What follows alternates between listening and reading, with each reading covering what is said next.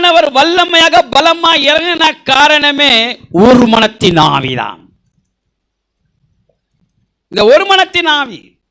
இன்னைக்கு ஏன் சில சபையில ஒரு மனம் இல்லை, ஏன் சபையில குழப்பத்தின் ஆவி வேலை செய்யணும்? பிசாசுக்கு தெரியும். ஒரு மனம் இருந்தா யாருக்கு பிரச்சனை? அவனுக்கு டேஞ்சர். இந்த ஒரு மனம் இருந்தா ஆவியானவர் உள்ள இருப்பார். அப்போ ஒரு மன ஆராதனை நமக்கு தேவை.